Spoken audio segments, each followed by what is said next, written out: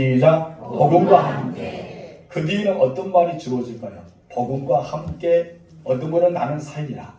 어둠은 고난을 받으리라. 부끄러워하지 않겠다. 복음과 함께 나는 늘 유지하며 살겠다. 수없는 우리의 간증이 있을 것입니다. 그리고 우리가 그 사용하는 말이 있을 것입니다. 오늘은 성서주일로 우리는 복음과 함께하는 제목으로 은혜를 나누기를 소망합니다. 여러분들은 복음을 어떻게 생각하십니까? 복음이란 것은 우리가 간직해야 되고 우리가 말을 해야 되고 우리의 삶 속에 이 복음이 나타날 줄 믿습니다. 사도 바울은 로마서 1장 16절에서 복음을 부끄러워하지 않는다고 말하면서 복음에 대한 정리를 쭉 해줍니다. 여러분 다 같이 읽어봅시다. 시작. 내가 복음을 부끄러워하지 아니하노니 이 복음은 모든 믿는 자에게 구원을 주시는 하나님의 능력이 됨이라. 복음을 무엇이라 했어요? 자기는 복음을 부끄러워하지 않는데요. 사도 바울은 여러분들 복음을 부끄러워하고 있습니까? 여러분 복음을 부끄러워하지 않는 이유에 대해서 말하면서 왜 내가 복음을 부끄러워하지 않는지 알아? 바로 모든 믿는 자에게 무엇을 주신다? 구원을 주신다. 그것이 바로 무엇이더라? 하나님의 능력이 됐다. 그렇기 때문에 나는 복음을 부끄러워하지 않는답니다. 여러분 모든 믿는 자에게 구원을 주시는 하나님의 능력이 무엇이라 했어요? 복음입니다. 그런데 이 복음 때문에 많은 사람들이 고난을 받습니다. 이 복음 때문에 심지어 사람들이 옥에 갇히게 되고요. 이 복음 때문에 목숨까지 이르는 순교까지 이르게 되는 것을 보게 됩니다.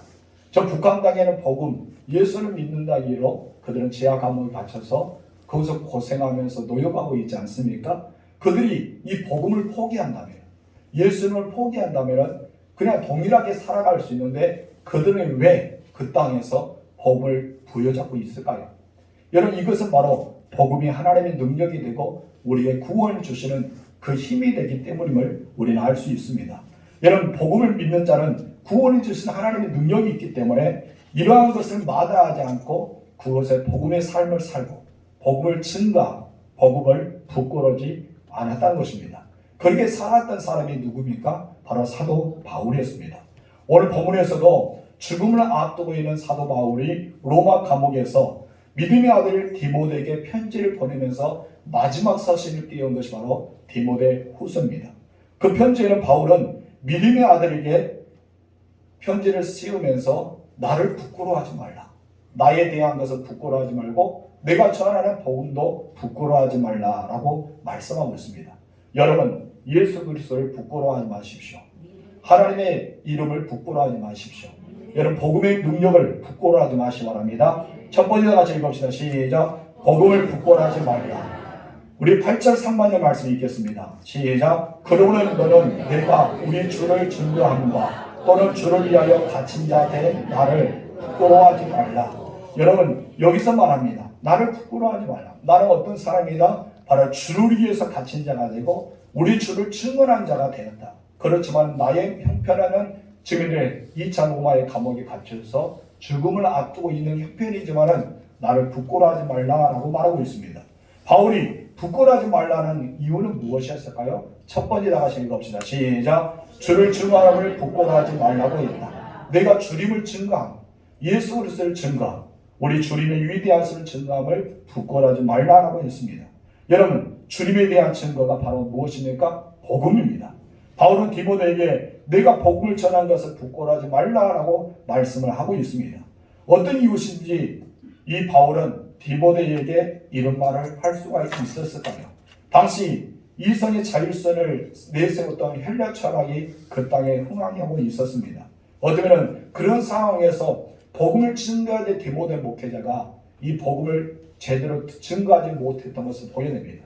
왜냐하면 헬라 철학이 너무나 강했기 때문입니다. 여러분 이대형 사상이 너무나 강했기 때문에 여러분 제대로 복음을 증거하지 못하고 이 디모데가 위축되었던 것을 보게 됩니다. 그래서 디모데에게 너는 복음을 부끄러워하지 말라. 자신 있게 증거하라. 오직 예수 그리스도만을 증거하는 자가 되어야 된다고 이렇게 말씀하고 있습니다. 여러분 우리 진도 땅에는 민속으로 인해서 무속신앙이 좀 강하게 나타납니다. 여러분 진도 땅의 복음화가 굉장히 적어졌습니다. 그런데 여러분은 어떻게 살고 있습니까? 여러분 주변에 예수 믿지 않은 사람이 예수 믿는 자보다 더 많습니다. 그런 다음에 우리는 복음을 증거하는 자가 되고 복음을 나타내는 자가 되고 복음을 위해서 살아가는 우리가 되어야 될 텐데 여러분은 어떻게 살고 있습니까? 정말 나는 나에게 질문을 던져야 돼요. 무속신앙에 강한 이 땅, 민속의 문화재라는 이유로 계속해서 우상을 섬기고 우상의 행위를 드러낼 수 있는 이 땅, 진도 땅에서 우리가 살고 있는데 여러분 과연 복음이라는 단어를 나는 어떻게 받아들이고 살아가냐 이것입니다. 디모데는 바로 헬라 철학과 이변 사상이 강하기 때문에 그 땅에서 복음을 증거하기가 굉장히 힘들고 어렵다는 것을 보게 됩니다. 그렇기 때문에 아마 이 바울이 그런 상황 속에 있는 디모데에게 편지를 보내면서 복음을 부끄러워하지 말라. 갇힌 자 된 나를 부끄러워하지 말라라고 편지를 보냈던 것 같습니다. 여러분 디모데전서 1장 22절 읽어봅시다. 시작. 유대인은 표적을 구하나 헬라인은 지혜를 구하나 찾는다. 여러분 유대인은 표적을 구하고 헬라인은 무엇을 찾는다고요? 지혜. 이 지혜를 찾는다고 기록되어 있습니다. 그런데 예수가 하나님의 아들이고 만왕의 왕이 되신 분이 이 땅에 인간의 몸을 입고 오셨다는 것입니다. 그런데 이것을 받아들일 수가 없는 것은 헬라 철학을 가지고 있는 사상자들이 그것을 받아들일 수가 없었습니다. 예수님은 시간과 공간을 초월하시고 모든 죄를 담당하셔서 십자가를 죽으셨다는 것이죠. 그래서 사흘 만에 부활하시고 승천하셨고 이것을 어떻게 받아들일 수가 있느냐 이것이죠. 그랬더니 그 당시에 목회했던 이 디모데가 굉장히 힘들어했던 것을 보게 됩니다. 그래서 어떻게 보면 바울도 베스도와 아그리파 왕 앞에 섰을 때 자신이 어떻게 해서 예수를 증거하게 됐는지, 내가 어떻게 예수를 만나게 됐는지, 내가 여기까지 예수를 위해서만 살아왔는지에 대해서 간증서를 이렇게 고백하는 내용이 있습니다. 바로 다메섹 도상에서 예수님을 만났던 것이죠. 부활하신 예수를 믿지 않았는데 그분이 실제 여기 계셨던 것을, 살아있는 것을 보았던 것을 증거하게 됩니다. 그리고 그 예수가 구약에서 예언된 메시아였던 것을 확실하게 증거하고 있었습니다. 그럴 때 여러분 베스도와 아그리파 왕은 무엇입니까? 내가 미쳤다고 합니다. 네가 미쳤구나. 무엇 때문에? 많은 학문 때문에. 이 사람들 생각한 것은 무엇을 영향을 받았어요? 헬라 철학에 대한 영향을 받았습니다. 지혜서에 대해서 많은 것을 받았는데 여러분 바울이 전한 복음에 대해서는 받아들일 수가 없는 것입니다. 왜 받아들일 수가 없을까요? 바로 인간의 생각으로, 인간의 사상으로, 인간의 이성으로는 이해할 수가 없고 받아들일 수 없는 것이 바로 복음이기 때문입니다. 헬라 철학에 굉장히 물들었던 이들은 복음에 대한 것을 받아들일 수가 없었던 것을 보게 됩니다. 그런 것에 목회하는 디모데가 얼마나 힘들었을까요? 근데 바울은 무엇을 합니까? 부끄러워하지 말라라고 말씀하고 있습니다. 여러분 바울은 고린도전서 1장 24절에서 담대히 외쳤습니다. 다 같이 시작. 오직 부르심을 받는 자에게는 유대인이나 헬라인이나 그리스도는 하나님의 능력이요 하나님의 지혜이니라. 아멘. 헬라철을 맡길 수 있는 것은 무엇이었어요? 지혜. 지혜를 풀어가겠습니다. 헬라인은 누구이기 때문에 지혜를 추구하고 있기 때문에 철학 사상이 있기 때문에 하나님에 대해서 말하는데 하나님의 능력이다. 이것이 복음의 능력이고 하나님은 지혜의 근본이다. 이것이 바로 하나님이야. 이것을 증거하고 있는 것을 보게 됩니다. 여러분 복음이 미련하게 보이지만은 말도 안 된 것처럼 보이지만은 여러분 그 복음을 믿어야지만 우리는 구원을 받을 수가 있습니다. 이 복음은 하나님의 능력이기 때문입니다. 이 복음은 하나님의 지혜이기 때문입니다. 그렇기 때문에 우리가 예수를 믿어야지만 이 복음을 받아들여야지만 우리가 이 땅에서 아니라 저 하나님의 나라에서 영원히 살 수 있기 때문에 복음이 능력이고 지혜임을 증가하고 있는 것입니다. 예수님이 십자가에 달려 돌아가셨습니다. 우리의 죄값 때문에 우리의 모든 죄를 다 용서하기 위해서 예수님이 십자가에 달려 죽으셨단 것이죠. 그런데 이것은 믿지 않으면 우리의 죄는 그대로 있습니다. 여러분의 죄를 예수님이 십자가에 달려 죽으실 때 회개를 받은 줄 믿습니까? 우리는 이것을 믿어야 돼요. 확신은 믿어야지만 내 죄 문제가 해결됩니다. 그리고 부활하심으로써 여러분의 죽음을 담당하셨어요. 그리고 부활하심으로써 여러분의 생명을 주셨습니다. 그래서 우리는 영원한 생명을 받고 살아갈 수 있습니다. 구원받은 자는 이 복음을 전하는 데 있어서 부끄러워하지 않고 그 복음을 받아들인 자가 되어야 줄 믿습니다. 사도 바울이요, 복음과 복음을 전하는 것, 부끄러워하지 말라는 거예요. 복음은 하나님의 능력입니다. 복음을 증거하는 것은 예수 그리스도의 복음의 권세와 능력이 따라온다는 것을 우리에게 말씀하고 있기 때문입니다. 여러분 복음만이 죽어가는 영혼을 살릴 수가 있기 때문이죠. 복음 안에 우리의 죄의 문제를 해결받을 수가 있기 때문입니다. 그래서 바울은 무엇을 했습니까? 하나님의 능력이고 하나님의 지혜라고 설명하고 있습니다. 여러분, 복음밖에 없어요. 여러분, 죄의 문제를 해결할 수 있는 것은 무엇밖에 없어요? 복음밖에 없습니다. 여러분, 복음의 능력을 가지실 주님으로 축원합니다. 그 이유에 대해서 예수님께서 말씀하셨죠. 요한복음 14장 6절에서 이렇게 말씀하셨습니다. 다 같이 시작. 내가 곧 길이요 진리요 생명이니 나로 말미암지 않고는 아버지께로 올 자가 없느니라. 예수로 말미암지 않고는, 예수의 그 안에 있는 복음의 역사가 없지는 아버지께로 갈 수가 없다는 것입니다. 예수만의 길이 되십니다. 아멘. 예수만의 진리가 되십니다. 예수만의 생명이 되신다는 거예요. 그렇기 때문에 예수로 말미암아, 예수님을 통해서만이, 예수님을 알아갈 때만이, 예수님을 주시는 생명을 유지할 때만이 내가 아버지께로 갈 수 있다라고 말씀합니다. 그렇기 때문에 복음은 하나님의 능력이 될 수밖에 없는 것입니다. 이것을 구원받는 우리들이 복음을 증거하는 데 있어서 부끄러워해서는 안 되는 이유가 여기 있어요. 여러분들은 어디에 속한 사람이요? 하늘에 속한 사람이잖아요. 여러분들은 하나님의 백성들입니다. 하나님의 자녀들입니다. 그래서 여러분들을 하나님의 사람이라고 말합니다. 예수님을 믿는 사람입니다. 아멘. 예수님을 증거하는 자예요. 그리고 예수님의 말씀대로 살아가는 주의 종들입니다. 그래서 여러분들을 가르쳐 무엇입니까? 그리스도의 사람, 그리스도인이라고 말합니다. 여러분은 그리스도인이에요. 우리는 부인할 수 없습니다. 우리는 부정할 수 없습니다. 내가 그리스도인이거든요. 내가 예수를 믿었기 때문에 하나님의 자녀거든요. 하나님의 사람들이거든요. 그래도 우리는 하나님의 사람으로서, 우리는 그리스도인으로서 이 복음을 부끄러워해서는 안 된다는 것을 말하고 있는 것입니다. 여러분, 어떤 것이 있든지, 헬라 철학이 다가오든지, 이대한 사상이 우리에게 부딪히든지, 이 땅의 진도 땅에 수많은 이 무속신앙이 우리에게 덮칠더라도 부끄러워하지 마십시오. 두려워하지 마십시오. 복음의 능력, 하나님의 능력과 지혜를 능히 사용하는 여러분 되실 주님으로 축원합니다. 두 번째 다 같이 읽어봅시다. 시작. 주를 위하여 갇힌 자 된 나를 부끄러워하지 말라고 했다. 주를 위해 갇혔다라고 말합니다. 8절 중간 말씀 읽겠습니다. 시작.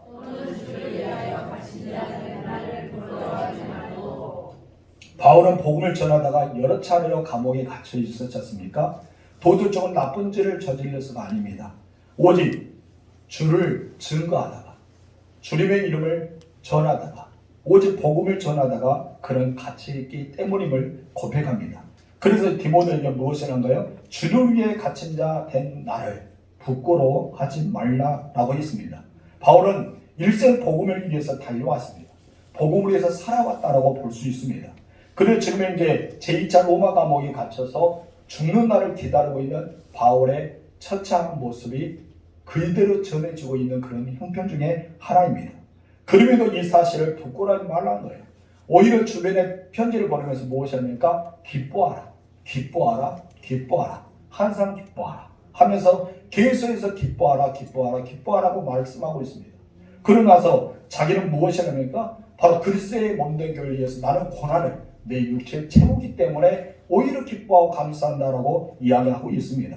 그래서 바울은 자기를 부끄러워하지 말라.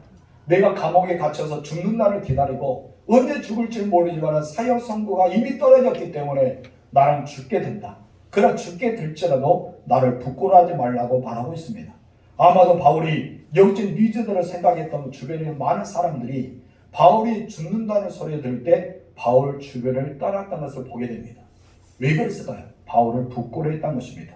한때 주변 사람들이 많이 모였어요. 바울 주변에 많은 사람들이 따라왔습니다. 바울에게는 모든 사람들이 와서 바울에게 기도도 부탁하고 안수도 부탁하고 말씀을 들을 때 그 말씀의 은혜를 늘 체험했던 사람들이 한 명씩 떠나게 되었습니다. 왜 그랬을까요? 바울이 2차 감옥에 갇히자 이제는 순교를 앞두고 있기 때문에 혹시나 자기들이 바울과 연관되어서 자기들도 잡혀서 죽을까봐 두려워했기 때문입니다. 그래서 주변에서 떠났던 것입니다. 혹시 여러분들이 그러지 않습니까? 예수를 증거한 자가 있으면 여러분 그 자리에서 피하고 싶지 않습니까? 우리가 복음의 현장에 가자 하면 나는 다른 것이 시간이 안 돼서 나는 그곳에서 갈 수 없다 하면서 그 자리를 떠나고 있지 않습니까? 그것이 바로 복음을 부끄러워하는 것입니다. 우리는 여러 가지 이유로 가장 먼저 복음을 앞장서는 자가 되어야 할 줄 믿습니다. 근데 여러분 실제로 그랬다는 것이죠. 우리가 디모데후서 4장 10절과 11절 상반의 말씀에는 바울을 떠났던 사람들을 이야기하고 바울과 함께 있던 사람을 소개하는 내용이 있습니다. 다 읽어봅시다. 시작. 대만이 이 세상을 사랑하여 나를 버리고 계산을 따라가고 그레스게는 갈라디아로 디도는 달마디아로 갔고 누가만 나와 함께 있느냐. 여기서 말하니까 대마도 그리고 그레스에게도 그리고 디도도 이렇게 주변에 함께 사역했던 사람이 바울을 떠났던 것이죠. 그러면 누가만 나와 함께. 여러분 누가가 바울 곁에 있기 때문에 수많은 성경을 빌려 써서 오늘날 귀한 사역자가 되었던 것을 우리는 보게 됩니다. 심지어 본문의 15절 말씀에는 아시아에 있는 모든 사람이 나를 버렸다고 이야기합니다. 아시아에 있는 모든 사람이 바울을 버렸다는 거예요. 왜 바울을 버렸다고요? 바울이 2차 감옥에서 죽음을 앞두고 있기 때문에 인생의 말로가 참 안타깝게 되었기 때문에 어쩌면 바울은 평생 복음을 위해 살아왔습니다. 수많은 사람 병도 고쳤습니다. 기적도 행하였습니다. 하나님을 위해서 살아왔던 바울의 모습은 인생의 마지막 모습은 정말 아름다워야 되지 않을까요? 인생의 마지막 모습은 정말 멋지게 끝나야 되지 않을까요? 그런데 이 사람들 생각하기에는 바울의 모습은 처참했던 것이죠. 지하가면서 침침하게 너무나 추위 속에 떨고 있으면서 죽는 날을 기다리는 바울의 모습이 차량에게 보였던 것이죠. 그리고 너무나 초라하게 보였던 것입니다. 여러분의 인생의 마지막은 과연 어떠합니까? 영광 가운데 보여주는 그 은혜가 있기를 주님으로 축원합니다. 그러나 복음 때문에 내가 복음 때문에 그렇게 비참하게 죽는다면 그것도 은혜의 하나님 바로 순교의 은혜가 있다는 사실을 잊지 마시기 바랍니다. 저는 여러분들이 마지막에 스데반처럼 하늘문이 열리고 우리 주님이 보좌에서 일어서서 여러분들이 이름을 부르면서 아무개야 내게로 와라 참 수고했다 그 말할 때 천구한 천사가 여러분을 받들어서 우리 주님께로 가기를 주님으로 축원합니다. 그렇게 기도해 주세요. 여러분들은 하나님 내가 죽을 때 하늘문이 열리고 우리 주님이 보좌에 일어서 나를 바라보면서 내 이름 삭제 한번 불러주세요. 아무개야 하면 내가 주님 하고 갈 때 천구가 천사를 나를 받들어서 황금열차가 아닌 불만과 불수를 다 타고 그곳에 갈 수 있어 얼마나 행복할까요? 여러분이 마지막의 날이 그러게 되기를 주님으로 축원합니다. 아파서 병원 오래 있지 마시고 그냥 짧게만 아프고 그냥 잠자듯이 우리 주님께로 가시기를 주님으로 축원합니다. 그것이 우리에게 최고 복일 거예요. 그러나 내가 복음을 부들불 전하였다면 내가 복음 때문에 순교를 당할 수밖에 없다면 내가 복음 때문에 이렇게 바울처럼 갇힌바 되어진다면 이것 또한 은혜란 것입니다. 여러분 바울은요 이 순교의 역사를 통해서 아시아권뿐 아니라 온 세계 복음의 역사가 증거되었기 때문입니다. 여러분 디모데 4장에 보면 바울은 침침하고 습한 감옥에서 사랑하는 영적 아들 디모데에게 편지를 보냅니다. 그러면서 무엇을 합니까? 겨울이 오기 전에 어서 와라. 올 때 겉옷을 좀 가져와라 라고 이야기합니다. 추웠던 것이죠. 여러분 얼마나 추웠으면 디모데에게 빨리 좀 와라. 내가 춥다. 겉옷 좀 가져와라. 그 대신 몇 개의 가죽을 내가 기록할 수 있는 성경을 기록할 수 있는 그런 책 좀 가져와라. 그런 말씀도 하고 있는 것을 보게 됩니다. 영광스러운 복음을 위해 살아갔던 바울. 마지막에 애롭고 초라하게 보일지라도 여러분 바울이요 능력의 삶을 살았습니다. 오직 주님과 함께 동행하는 살아왔어요. 그 마음은 주변의 사람들이 초라하게 보이더라도 주변의 사람들은 부끄럽게 보일지라도 주변의 사람들이 바울아 너 애롭잖아 라고 말할지라도 바울은 행복했습니다. 바울은 그 마음속에 예수로 가득 차 있었기 때문에 평안했습니다. 이런 바울의 모든 모습은 우리가 상상할 수 없을 만큼 영광의 모습에 차 있었던 것입니다. 여러분들은 복음을 위해 살아가는 그런 사람이 되어 그런 모습으로 살아가기를 주님으로 축원합니다. 여러분 이 영국의 신학자 헨리 모울이라는 사람은 이 바울의 디모데후서를 이렇게 읽으면서 이런 말을 했습니다. 눈시울이 적실지 않고는 디모데후서를 읽을 수가 없다. 그만큼 슬픈 책, 그만큼 안타까운 책, 눈물이 앞을 가릴 수밖에 없는 그런 책이 바로 디모데후서라고 그렇게 이야기하고 있습니다. 사람들이 자신을 떠났습니다. 감옥에 갇힌 자신을 부끄러워했습니다. 그래서 바울은 디모데에게 무엇을 합니까? 주를 위해 갇힌 자 된 나를 부끄러워하지 말라라고 합니다. 바울은 당당했습니다. 바울은 이축하지 않았습니다. 비록 자기가 감옥에서 죽는 날을 기다리고 있지만은 복음을 위해 살아온 자신은 후회하지 않았던 것입니다. 성도 여러분, 복음을 위해 살아가는 여러분들, 복음을 위해서 오늘도 여러분들이 모든 삶 속에 복음의 흔적이 나타나기를 원하는 여러분들, 후회하지 않는 삶을 사시 바랍니다. 여러분, 혹시 여러분들은 복음을 부끄러워하지 않고 있습니까? 혹시 여러분들은 예수 믿는다를 숨기고 있지 않습니까? 복음을 부끄러워하고 예수 믿는 것을 숨기고 여러분의 직분이 혹시나 들려날까 봐 여러분 감추고 있지 않습니까? 주변 사람들 여러분의 직분을 보면 말하지 말라고 이야기하고 있지 않습니까? 그 모든 것이 무엇 때문일까? 한번 생각해 보세요. 부끄럽다는 것이죠. 내가 교회 다니는 것도 부끄러워, 예수 믿는 것도 부끄러워, 나의 직분도 부끄럽기 때문에 말하지 말라고 입을 다물라고 하고 있지 않을까요? 여러분, 우리 주님이 여러분들도 부끄러워하신다는 사실을 잊어서 안 됩니다. 여러분이 부끄러워한다면 우리 주님도 부끄러워하셔요. 누구를요? 그렇게 부끄러워했던 사람을 부끄러워하십니다. 여러분이 복음을 부끄러운 우리 주님이 거룩한 천사들과 함께 영광의 몸으로 이 땅에 다시 오실 때 여러분을 부끄러워하신다고 말하고 있습니다. 여러분, 복음을 부끄러워하지 마십시오. 그러면 우리 주님이 여러분을 굉장히 자랑스럽게 열릴 것입니다. 누가복음 9장 26절 읽겠습니다. 시작. 누구든지 나와 내 말을 부끄러워하면 인자도 자기와 아버지와 거룩한 천사들의 영광으로 올 때에 그 사람을 부끄러워하리라. 여러분, 반대가 되시기 바랍니다. 우리 주님을 자랑하게 되십시오. 그러면 어떻게 될까요? 인자도 자기와 아버지와 거룩한 천사들의 영광을 올 때 그 사람을 자랑하리라. 우리 주님은 자랑하고 싶어 하실 것입니다. 성도 여러분, 복음을 부끄러워하지 마십시오. 여러분이 얼마나 동안 오랫동안 신앙생활하느냐, 이것이 중요한 것이 아닙니다. 내가 모태부터 지금까지 믿었다, 이것도 중요한 것이 아닙니다. 복음을 부끄러워하느냐, 복음을 자랑스럽게 여기느냐, 복음을 위해 살아갔느냐, 복음을 잊어버렸느냐, 여기가 너무나 중요한 것입니다.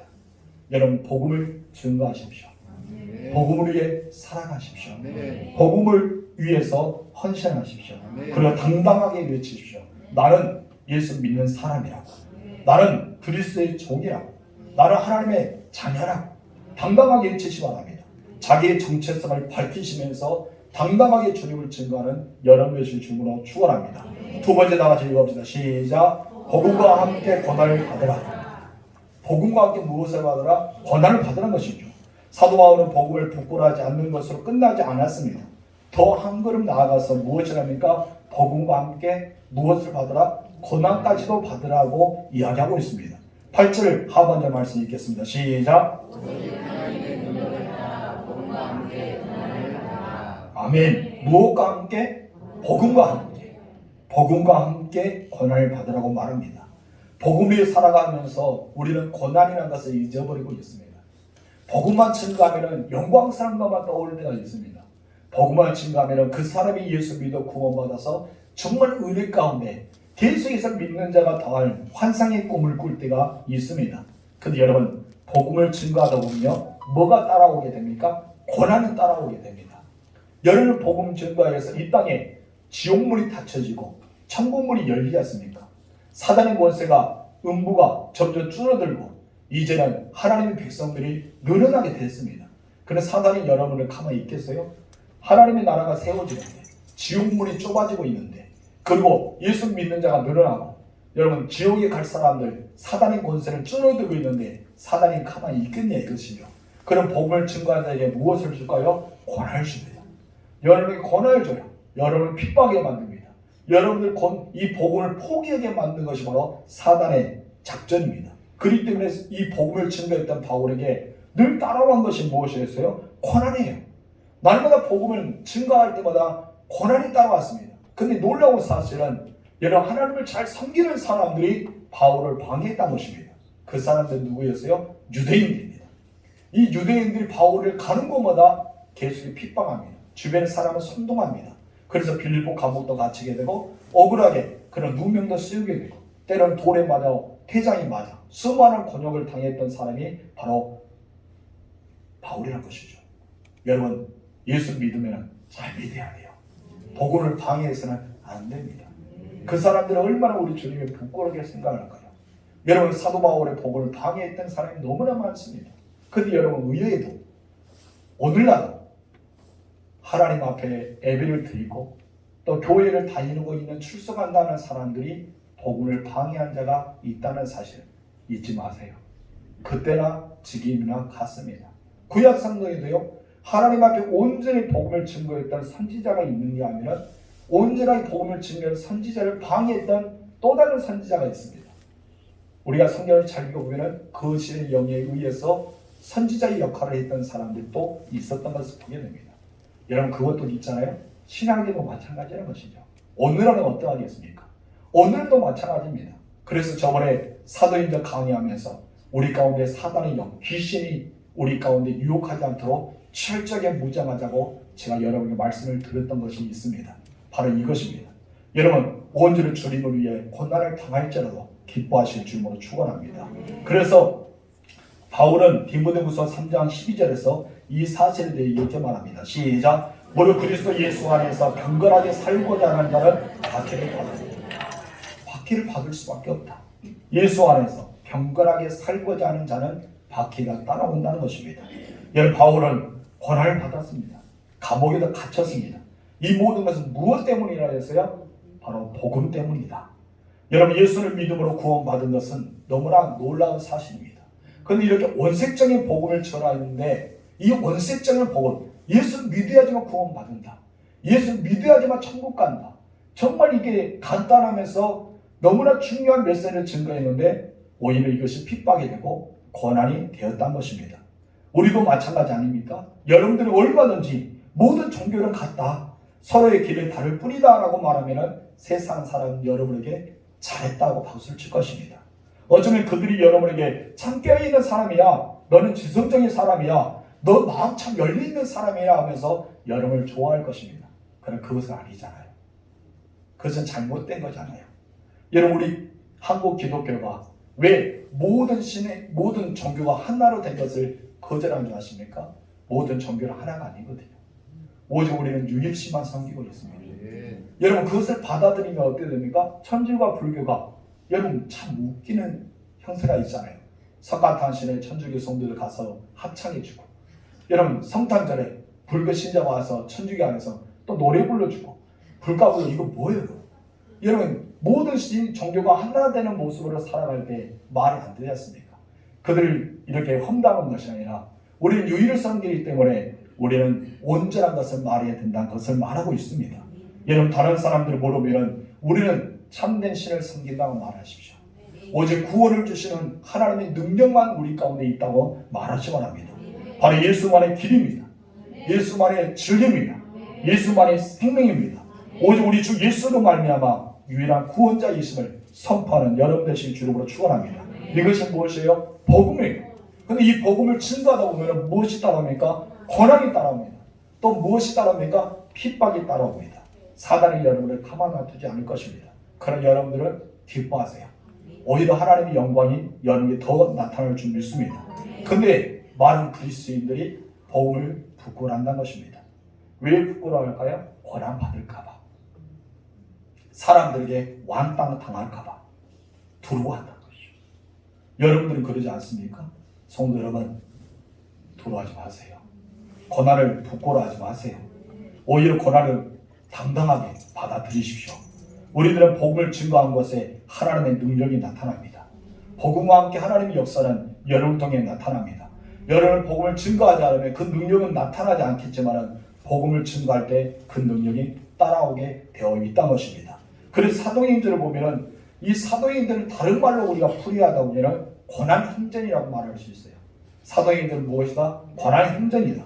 복음 때문에 고난을 받았던 사도들, 복음 때문에 고난을 받았던 초대교회 성도들, 복음 때문에 고난을 받았던 바울, 수많은 사람들이 복음 때문에 그들은 고난을 받았습니까? 그러나 그들은 영광스럽게 그 고난조차도 받아들였다는 것입니다. 사자밥이 된 것도 영광으로 되었고, 화형을 당할 때도 영광으로 받아들였고, 사지가 찢겨나가는, 온몸이 다 찢겨나가는 죽음을 앞에서도 영광으로 받아들였습니다. 왜 그들은 그렇게 처참하게 죽으면서도 영광으로 받아들였을까요? 여러분, 가장 쉬운 벌이 무엇인지 아십니까? 모든 사람이 그냥 이 벌을 줄 때 이걸 나에게 주면 좋겠다는 것이 바로 목배입니다. 순간 고통이 한 번에 끝나기 때문에. 근데 가장 힘든 것이 무엇인지 아세요? 바로 사에게 화형을 당하는 것.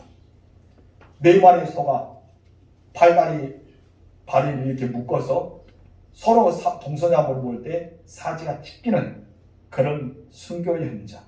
초대교회는 그것을 받아들였다는 것이죠. 여러분, 초대교회 성도는요, 예수 때문에 오직 하나님을 위해서 복음의 능력을 증거하기 위해서 그 고난을 받았습니다. 화형을 당했습니다. 사지가 찢겨나갔습니다. 여러 목배임을 당했습니다. 거꾸로 십자가도 마다하지 않고 그것에 까방이 밥이 될지라도 복음의 현장에 서 있었습니다. 여러분은 과연 어떠합니까? 예수 믿는 것이 힘들죠. 하나님을 사랑하는 것이 힘들죠. 조금만 우리를 상처받고 조금만 무슨 일이 있으면 여러분, 우리는 복음을 떠나버리고 싶은 마음이 생길 때가 있습니다. 그런 초대교회는 그 성도들과 사도와 바울은 그러지 않았습니다. 그것을 받아들였습니다. 그러면서 내 육체의 고난을 채워나가기 시작합니다. 그것이 예수님께 받았던 은혜를 보답하는 일이라고 생각했어요. 자기의 영생을 주시는 하나님의 은혜를 보답하는 일이 내가 복음을 전할 때 고난을 당하는 것으로 생각했습니다. 여러분, 그렇기 때문에 그들은 이겨냈습니다. 그리고 그 순교의 자리를 마다하지 않았습니다. 자기 죽더라도 예수를 신뢰하면서 살아왔던 초대교회 성도들을 기억하십시오. 우리는 성서 주일을 맞아서 그 원수로 돌아가야 되지 않을까요? 성서 주일을 맞아서 복음의 능력의 자리로 우리는 서 있어야 되지 않을까요? 성경에 그 말씀의 원리가 무엇입니까? 오직 예수지 않습니까? 구약에도 예수, 신약에도 예수. 우리는 예수로 믿어야 됩니다. 그냥 예수 글자만 아니라 예수님의 그냥 내려왔던 전세의 고백이 아니라 살아계신 예수님을 믿어야 되잖아요. 그렇다면 예수님을 믿기 위해서는 내가 어떻게 해야 될까요? 고난도 마다하지 않아야 된답니다. 고난도 우리는 능히 받아들여야 됩니다. 어떤 일이 있어도 내가 고난을 받을 때만이 하나님의 능력이 나타나기 때문입니다. 그래서 바울은 무엇입니까? 오직 하나님의 능력을 따라 복음과 함께 고난을 받으라. 하나님의 능력을 따라, 하나님의 능력을 따라라고 합니다. 여러분, 복음 위에 고난을 받을 때 하나님께서 고난을 이길 수 있는 무엇을 주시다고요? 하나님의 능력을 주십니다. 우리가 하나님의 능력을 따라서 고난을 이겨낼 수가 있는 것입니다. 복음으로 인해서 고난을 받을 때 가장 실제적인 하나님의 능력이 여러분에 나타납니다. 여러분, 복음을 거절할 때는 우리가 전하지 않을 때 하나님의 능력이 나타나지 않지만 복음을 전할 때는 하나님의 능력이 나타나게 되어 있습니다. 그럴 때 복음을 증거할 때 귀신이 떠나잖아요. 복음을 전할 때 병든 자가 치유되지 않습니까? 복음을 전할 때 그 가정의 우환이 떠나지 않습니까? 이것이 하나님의 능력이 임하기 때문입니다. 그래도 우리는 복음을 증거하지 않으려 합니다. 왜요? 그 사람이 나를 왕따시킬까 봐. 우리가 두려운 거예요. 무서워한 거예요. 부끄러워한 거예요. 여러분, 그렇게 살아가지 마실 주님으로 축원합니다. 성도 여러분, 하나님의 능력을 경험하고 싶습니까? 정말 복음의 권세와 복음의 능력을 경험하기 원한다면 여러분들은 복음을 증거한 자가 되기를 주님으로 축원합니다. 고난을 이길 수 있는 것은 하나님의 능력뿐입니다. 아멘이십니까? 고난을 이길 수 있는 것은 하나님의 지혜일 뿐입니다. 하나님의 능력이 이미 우리에게 입혀졌습니다. 그런데 우리는 그 능력을 사용하지 않을 때가 너무나 많습니다. 이미 하나님의 성령의 전시갑주를 우리는 입혀주었어요. 그래서 우리는 성령의 전시갑주를 취하고 있는데 갑옷은 이미 있는데 이런 집에 쌓아놨죠. 오늘 입고 오지 않았죠. 우리는 무장한 채 살아가지 않습니다. 알고는 있지만 어디 둔지를 모두가 살아갈 때가 있습니다. 성경 몇 번이나 읽습니까? 한 주만에. 혹시 먼지 털고 오지 않습니까? 아니면 가방에 넣어놓고 성경이 가방에서 좀 쉬고 계세요. 힘들 텐데 주일만 찾겠습니다 하면서 주일만 오픈하고 있지 않습니까? 우리가 지금 이제 이렇게 살아가면서 예수 믿는 자로서 우리는 당당하게 설 수 있을까요? 복음을 전하는 자로서 여러분 당당하게 설 수 있을까요? 아니면 무슬림자와 아니면 다른 종교자들이나 아니면 이단들이 와서 여러분에게 논하자 하면 여러분 얼마나 논할 수가 있느냐 이것입니다. 정말 그 사람들 앞에 우리는 복음밖에 없다. 오직 하나님의 나라에 갈 수 있는 것은 유일한 길, 예수밖에 없다라고 자신 있게 증거할 수 있냐 이것입니다. 우리는 하나님의 능력을 받아야 됩니다. 여러분, 복음의 권세, 복음의 능력을 경험하지 않으면요, 우리는 고난을 이겨낼 수가 없습니다. 그래서 중요한 것은 복음을 증거하고 고난을 당할 때 이 복음의 능력이 나타난다는 사실도 우리는 알아야 됩니다. 사람들 대부분 복을 받고 싶어 합니다. 그래서 하나님의 복이 임하기를 주님으로 축원합니다 하면 모든 사람은 무엇이 합니까? 아멘 라고 합니다. 오늘 여러분에게 복이 임하기를 원합니다 하면 여러분들은 좋아합니다. 여러분, 복이 임한 것을, 축복이 임한 것을, 많은 것을 좋아하는데 문제는 어떻게 하면 복을 받을 것인가? 어떻게 하면 이 복을 받을 수 있지? 이 과정을 모른 채 그냥 복만 받기를 원한다는 것입니다. 성경에는요, 하나님의 복이 많이 담겨 있습니다. 하나님의 복은 엄청나게 많은 내용이 담겨 있습니다. 그러나 과정도 있습니다. 하나님 무엇이 합니까? 네가 이런 것을 하면 나는 이것을 줄게. 하나님께서 말합니다. 네가 이렇게 하면 너는 이렇게 복을 받아. 자손 대대의 복을 받아. 하나님은 이 자손 대대의 복, 평강의 복, 형통의 복, 평탄의 복, 만사 형통하는 복만 주신 것이 아니라 과정을 주셨다는 것입니다. 과정은 무엇입니까? 네가 이렇게 하면 돼. 이렇게 하면 이 복을 받게 되어 있어. 근데 모든 사람은 이렇게는 빼버리고 무엇만 보는 거예요? 이 과정, 형통하기를 원합니다. 평탄하기 원합니다. 복에 복이 더하기 원합니다. 내가 갑자기 은혜를 원합니다. 우리 이것만 원하는 것입니다. 여러분, 이것이 중요한 것이 아니라 무엇이 중요합니까? 하나님께서 요구하시는 것. 하나님이 요구하시는 것. 인생의 모든 문제도 마찬가지입니다. 정답이 있기 전에 풀이 과정이 있는 것입니다. 고난이 오는 것 두려워하지 마세요. 고난이 오는 것을 여러분 피하지 마세요. 고난이 있을 때 하나님의 놀라운 능력은 여러분에 나타나게 되어 있습니다. 하나님의 능력을 받고자 하면 복음을 증거할 때 하나님의 능력이 임할 수 있다는 사실을 기억하시기 바랍니다. 그래서 바울은요, 감옥에 같이 있고 죽음을 임박하고 있는 가운데도 자기가 정말 사랑했던 영적 아들 디모데에게 편지하면서 할 수가 있다면 고난을 피하라고 말하지 않습니다. 절대로 나처럼 감옥에 들어오지 말라라고도 말하지 않습니다. 무엇을 합니까? 나를 부끄러워하지 말라. 너는 당연 자신에게 복음을 증거하는 자가 되라. 고난을 피하지 말라. 그것을 말한 것이 아니에요. 오히려 고난을 당해라. 그리고 고난을 네 몸에 채워라. 이것을 이야기하고 있는 것입니다. 여러분, 그렇다면 세 번째, 다 같이 읽읍시다. 시작. 왜 고난을 받아야 하는가? 여러분, 왜 고난을 받아야 돼요? 복음을 부끄러워하지 말고 복음과 함께 고난을 받아야 되는 이유는 무엇일까요? 첫 번째, 다 같이 읽읍시다. 시작. 은혜로 구원을 받았기 때문에. 여러분, 왜 복음을 피하지 말고 고난을 피하지 말라고요? 바로 은혜로 구원 받았습니다. 저와 여러분들은 은혜로 구원 받은 거예요. 다 같이 9절 시작. 하나님 우리를 구원하사 거룩한 소명으로 부르심은 우리의 행위대로 하심이 아니요 오직 자기의 뜻과 영원전부터 그리스도 예수 안에서 우리에게 주신 은혜대로 하심이라. 하나님의 은혜로 우리는 구원받았어요. 구원은 은혜입니다. 구원은 부르심으로부터 시작한다고 말합니다. 그 부르심은 행위가 아니라 오직 하나님의 은혜로 되었던 것을 이야기하고 있습니다. 우리는 우리의 행위대로 해서는 절대 구원을 받지 못합니다. 여러분, 은사도 마찬가지입니다. 우리의 행위대로 은사를 받는 것이 아닙니다. 그런데 많은 사람은 착각합니다. 우리의 행위대로 되기를 원하고 있습니다. 그러니 그것이 아니라는 것입니다. 하나님이 은혜를 주셔야 돼요. 하나님의 은혜를 내려주셔야 됩니다. 그럴 때 우리는 하나님의 은혜를 구해야 됩니다. 오늘도 하나님의 은혜를 구하시는 여러분 되시기 바랍니다. 하나님께서 은혜로 여러분을 부르셨고 하나님께서 은혜로 여러분을 값없이 모든 죄에서부터 구원하셔서 의롭다 하셨던 것을 오늘 본문에서도 말씀하고 있습니다. 그래서 우리는 하나님의 은혜를 아는 자는 아무렇게 살아서는 안 됩니다. 따라합시다. 하나님의 은혜를 아는 자는 아무렇게 살아서는 안 된다. 하나님의 은혜를 갚은 자가 돼야 되죠. 하나님의 은혜를 갚은 자가 되세요. 여러분을 죄를 용서해 주고 여러분들 하나님의 자녀를 삼아주고 여러분 구원받은 백성을 되어줬으면 천국으로 여러분을 간다면 은혜를 갚은 자가 돼야지 아무렇게 살아서는 안 돼요. 어떤 분은 그러잖아요. 입이 열린다고 다 말하는 것이 아니라고. 맞습니다. 여러분, 우리는 말도 잘해야 돼요. 교양 있게, 성경적이게, 좀 은혜롭게 우리는 말해야 될 줄 믿습니다. 여러분, 생각할 때도 어떻게 생각해야 돼요? 은혜롭게 생각해야 되겠죠. 그리고 좀 성령이 임재하신답게. 그리고 여러분의 모든 품에도 그렇게 돼야 되잖아요. 하나님 은혜를 모르는 자이기 때문에 아무렇게 살아가는 거예요. 하나님 은혜를 체험하지 않았기 때문에 그냥 막 사는 거예요. 그런 여러분, 하나님 은혜를 아는 자는 그렇게 살지 않습니다.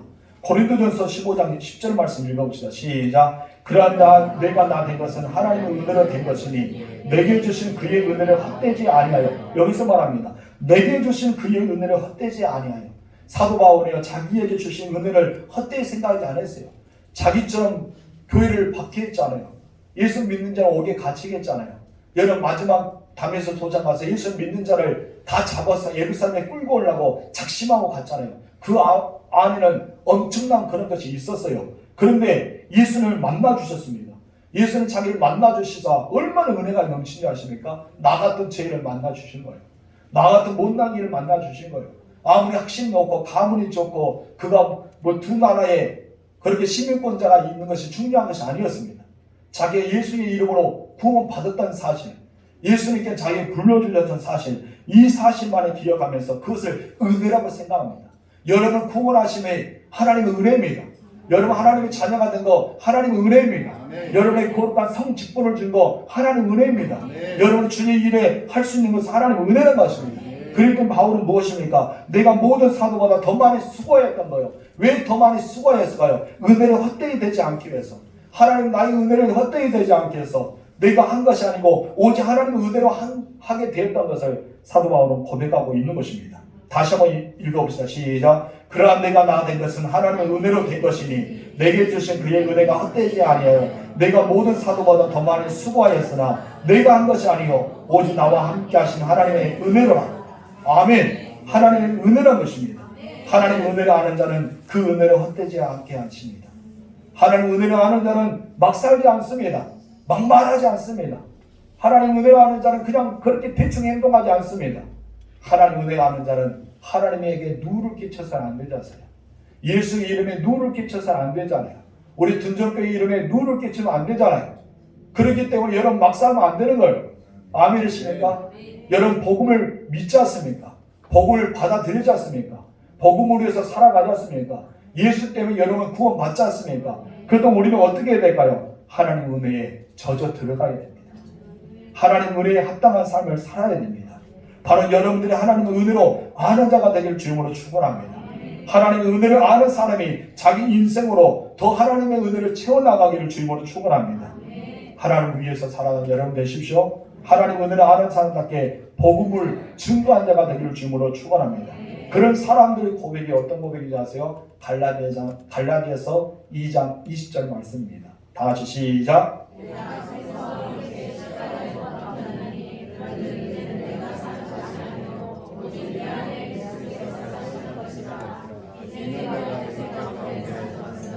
나를 사랑하사 나를 위하여 자기 자신을 버리시는 하나님의 아들을 믿는 믿음 안에 사는 것입니다.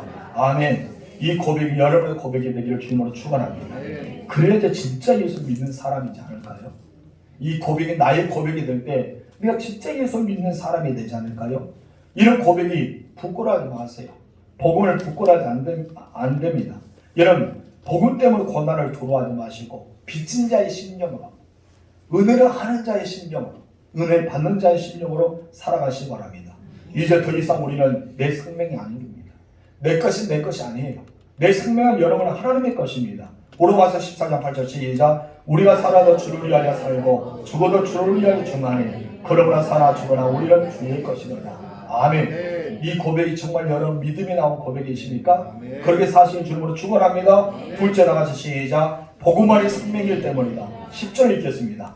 이제는 우리 구주 그리스도 예수의 나타나심으로 말미암아 나타났으니 그는 사망을 패하시고 복음으로서 생명과 썩지 아니한 것을 드러내신지라. 복음으로서 무엇을 생명과 썩지 아니한 것을 드러내셨다고 말합니다. 이것이 무엇이에요? 복음이에요.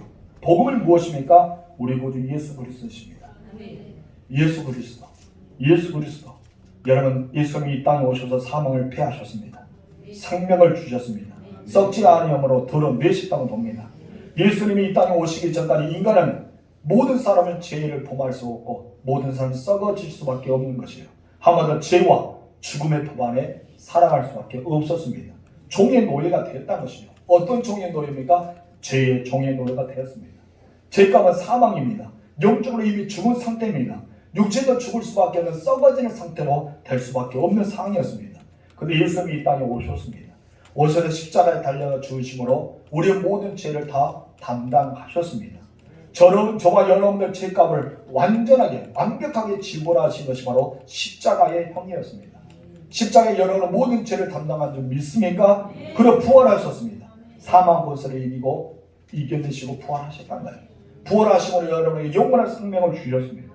여러분, 우리 주님과 함께 영원한 생명을 그때 받은 줄 믿습니다. 우리 주님이 이 땅에 오실 때 여러분은 가장 아름다운 모습을 변형하사 그 하나님의 나라에 갈 줄도 믿으시기 바랍니다. 그래서 우리는 십자가를 달려 죽으시고 부활하신 주님, 죄와 사망에서 우리를 새롭게 회복하여서 새 생명을 주신 우리 주님을 자랑스럽게 여겨야 되겠죠.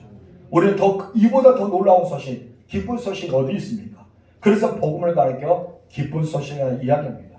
예수님 오실 때 천사들이 목자들에게 하는 말이 있잖아요. 누가복음 2장 10절 말씀 시작. 천사가 이르되 두려워하지 말라. 보라, 내가 온 백성에 미칠 큰 기쁨의 좋은 소식은 너희에게 전하노라. 여러분의 복음을 전하는 것은 이 세상에서 가장 큰 기쁜 소식이 여러분 전한 복음이에요. 그 기쁨의 소식을 전해야 되잖아요. 그런데 고난 때문에 전하지 못한다? 왕따 당할까봐 전하지 못한다? 너는 그런 소리 하려면 말하지 마 라고 해서 전하지 못한다? 그러면 안 되겠죠. 가장 큰 기쁨의 소식이 복음입니다.